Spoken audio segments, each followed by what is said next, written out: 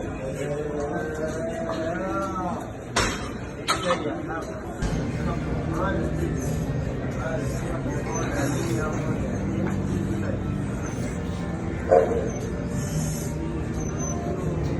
big dog season, and you can't stay still because you want it.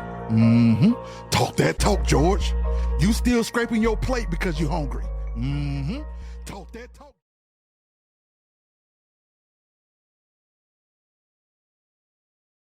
New tonight at 11 on 11 Alive, folks. We are learning the former Atlanta police officer accused of killing his Lyft driver believed his driver was a member of a gay fraternity and was trying to kidnap him.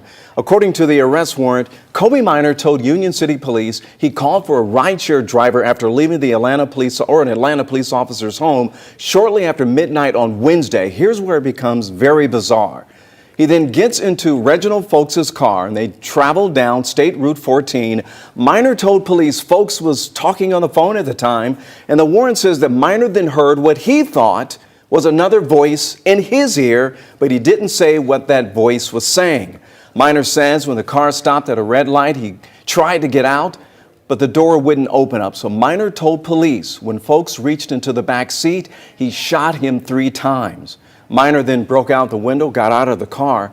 A witness told police that Minor told her his driver was in a gay fraternity and was trying to recruit him, and he believed he was being kidnapped. Minor resigned from the department the same day of that arrest. Atlanta police say he was already on leave because of a felony drug charge from September. Now, we spoke with Folks' family and his professional wrestling family, and they say none of this makes sense. They say he was the nicest guy and everyone loved him. We have the full interview with the victim's mom right now online at 11alive.com.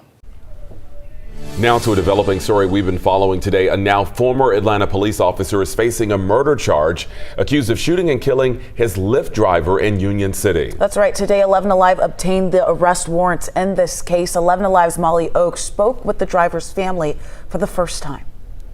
In a single sentence, I was very proud of the man he became. Displaying a mother's pride in her son, 35-year-old Reginald Folks. Their final conversation just days ago. I talked to him on Mother's Day, and he had just talked to his brother for 3 hours. In a moment, life changed. On Wednesday around 1 a.m. at the intersection of South Fulton Parkway and Stonewall Tell Road, Union City Police say Folks was giving Kobe Minor a Lyft ride home when Minor allegedly shot Folks. In arrest warrants, an officer describes Minor as saying he heard Folks speaking on the phone in another language and asked to get out, but Folks did not stop. According to the warrant, Minor told police Folks then turned around toward the back seat, at which time Minor shot him. 11 Alive learned Minor resigned from the Atlanta Police Department on Wednesday, the same day as his arrest. Atlanta police say that Minor was already on leave due to a separate case with a felony drug charge from December. In this case, Minor now faces charges of murder and aggravated assault. While Union City Police continue its investigation, 11 Alive spoke with Folks' mom on the phone from her home in Delaware about who her son was. He was very popular. A lot of friends, but the thing about it is he really had a thing about respect and didn't get in other people's business and did not offend people. We're heartbroken about the entire thing. Heartbroken, as she says her family waits for answers. In Union City, Molly Oak, 11 Alive News. Well, right now on our website, we do have much more information about what happened when officers were called to this scene, plus some background on when Minor was hired with APD. You can head over to our website right now, 11alive.com. Today is Monday. It is May 27th. The year is 2024. Short video. I wanted to talk about this because I have a lot of friends who do Lyft and Uber here in Atlanta. Yeah, my beard looks a mess. I'm about to take care of it in a few minutes. I have a lot of friends who do Lyft and Uber here in Atlanta. And y'all, be careful out there.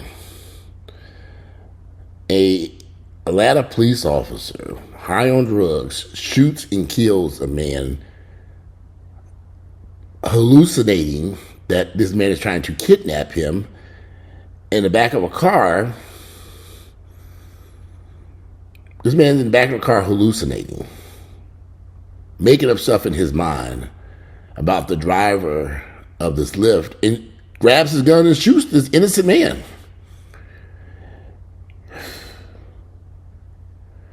If you're going to do Lyft or Uber, do it. And there are no guarantees that that's even safe to do then. My suggestion would be do it during the daytime, definitely not late at night. You just don't know who you're going to come across. You're dealing with Atlanta police officer who was out on paid leave because he was caught with prescription drugs. No telling what type of drugs this man was using. And he gets in the back of this Lyft and shoots Reginald Folks, a wrestler, saying that he was being kidnapped by some gay organization. What? This man was insane.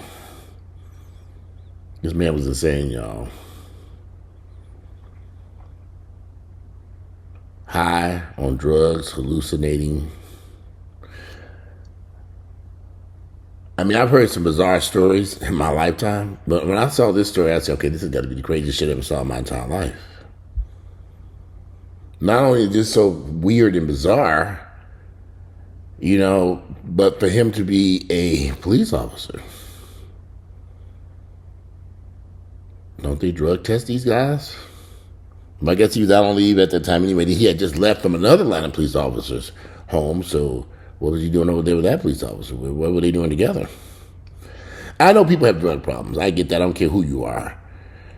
Police officer, professional, doctor, nurse. It happens to a lot of people. I get that. But everybody don't grab a gun and start hallucinating and killing folks.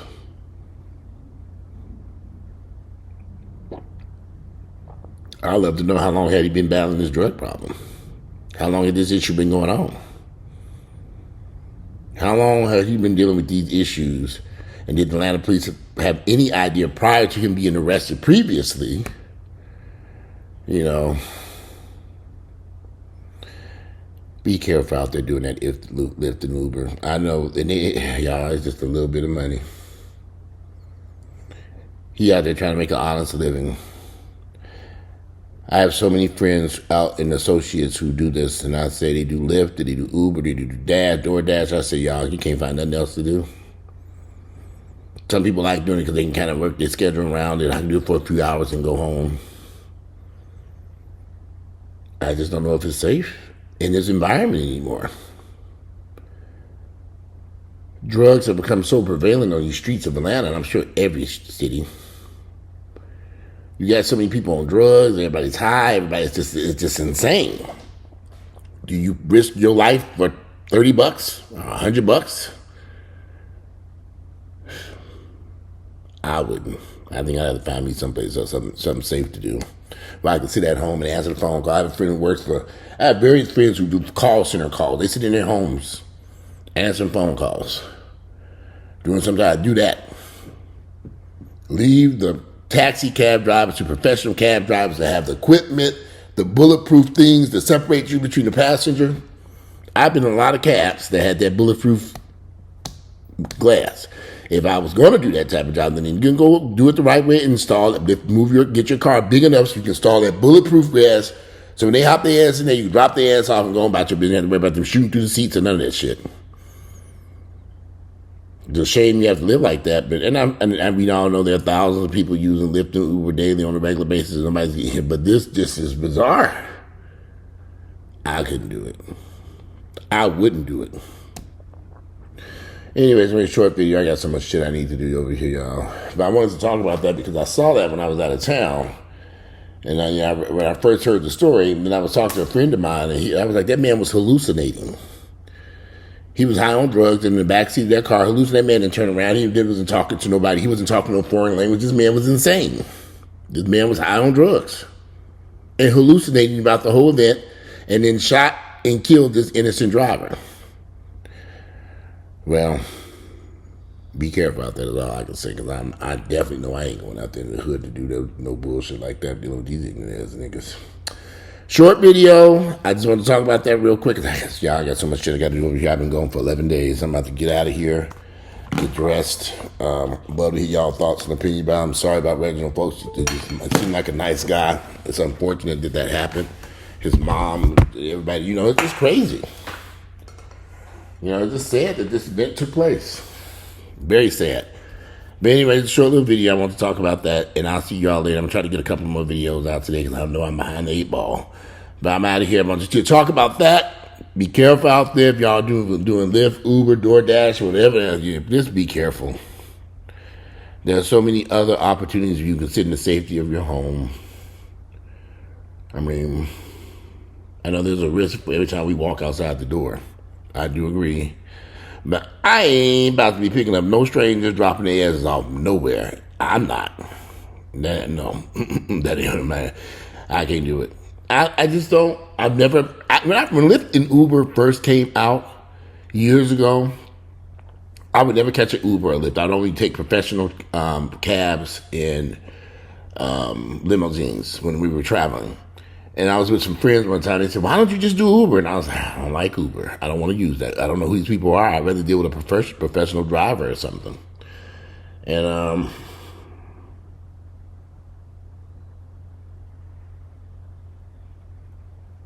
that's how I've always felt. But when I've gotten sort of used to using Uber now.